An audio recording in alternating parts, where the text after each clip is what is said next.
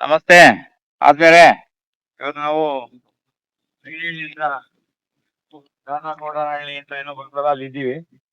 ಇಲ್ಲಿ ನೋಡಿ ಇವಾಗ ನಿಮ್ಗೆ ಏನಾಗುತ್ತೆ ಅಂದ್ರೆ ಈಗ ಅಗಸೆ ನಾವು ಇಂಗ್ಲಿಷ್ ಇದೆಲ್ಲ ನಟ್ಟಿರೋ ಗಿಡಗಳು ಎಲ್ಲ ಬಾಡ್ದಂಗ್ ಕಾಣಿಸುತ್ತೆ ನಿಮ್ಗೆ. ಆ ನೀರು ಬೀಳ್ತಾ ಇದೆ. ಇವತ್ತು ಇಲ್ಲಿ ಕರೆಂಟ್ ಮಧ್ಯಾಹ್ನ 12 ಗಂಟೆ ಕರೆಂಟ್ ಹೋಗ್ಬಿಡುತ್ತೆ ಇವತ್ತು. ಒಂದೊಂದು ಕರೆಂಟ್ ಶಿಫ್ಟಿಂಗ್ ಇದೆಯಲ್ಲ ಎಲ್ಲ ಕಡೆ ಇರೋ ತರ ಇಲ್ಲೂ ಕರೆಂಟ್ ಶಿಫ್ಟಿಂಗ್ ಇದೆ.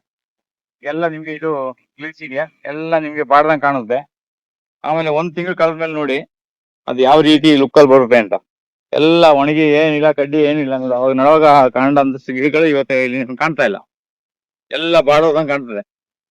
ಈಗ ನಾವು ಎಲ್ಲ ರೆಡಿಗೆ ಒಂದೊಂದು ಲೈನ್ ಮಾಡ್ಬಿಟ್ಟು ಅಗಸೆ ಗಿಳಿಸಿದ್ಯಾ ನುಗ್ಗೆ ಒಂದೊಂದು ಡ್ರಿಪ್ ಲೈನ್ ಮಾಡ್ಬಿಟ್ಟು ಬಿಟ್ಟಿರ್ತೀವಿ. ಅದು ಚೆನ್ನಾಗಿ ಉಳಿತದೆ. ನೀರ್ ಬಿಟ್ಮೇಲೆ ಚೆನ್ನಾಗಿ ಉಂಟ್ಮೇಲೆ ಆಮೇಲೆ ನಾವಿಲ್ಲಿ ಬಂದು ಬೇರೆ ಬೇರೆ ಗಿಡಗಳನ್ನ ಆಮೇಲೆ ಅಗಸೆ ಗಿಡ, ನುಗ್ಗೆ ಗಿಡ ಇದೆಲ್ಲ ಆಮೇಲೆ ನಾವು ಇಲ್ಲಿ ಮಾಡ್ತೀವಿ. ಈಗ ಇಲ್ಲಿ ಇದೆ.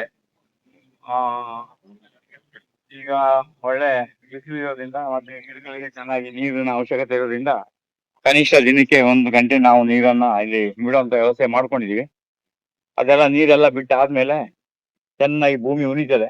ಅಲ್ಲಿ ನಾವೀಗ ನವಧಾನ್ಯಗಳನ್ನ ಹಾಕಿರೋದಲ್ಲ, ಮಧ್ಯ ಮಧ್ಯ ಎಲ್ಲ ನವಧಾನ್ಯ ನಿಮ್ಗೆ ಎಲ್ಲೆಲ್ಲಿ ನೀರು ಬಿದ್ದಿದೆಯೋ ಅಲ್ಲೆಲ್ಲ ನಿಮ್ಗೆ ನವಧಾನ್ಯ ಎಲ್ಲ ಹುಟ್ಟಿರೋದು ಕಾಣಿಸ್ತಾ ಇದೆ. ಆ ಹಾಗೆ ಇಲ್ಲಿ ನಾವು ಗಿಡಗಳನ್ನೆಲ್ಲ ಈ ರೀತಿ ಹಾಕಿದ್ದೇವೆ. ಎಲ್ಲ ನಿಮ್ಗೆ ಬಾಡ್ದಂಗ್ ಕಾಣಿಸುತ್ತೆ. ಎಲ್ಲ ನೀರು ಇಲ್ಲಿ ಇನ್ನರ್ ಲೈನ್ ಆಟೋಮೆಟಿಕ್ ಒಂದೊಂದು ಹೋಲ್ ಇದೆ.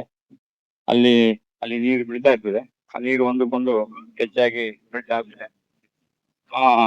ಹೀಗೆ ಇದು ನಿಮ್ಗೆ ನೋಡ್ಲಿಕ್ಕೆ ಒಂಥರ ಎಲ್ಲ ಒಣಗದಂಗ್ ಕಾಣಿಸ್ತದೆ. ಈಗ ಇನ್ನೊಂದು 15 ದಿನ 20 ದಿನ ಆದ್ಮೇಲೆ ನಿಮ್ಗೆ ಇಲ್ಲಿ ಇದೇನ್ ಬೆಳವಣಿಗೆ ಅಂತ ನಿಮ್ಗೆ ಇಲ್ಲಿ ಅರ್ಥ ಆಗ್ತದೆ.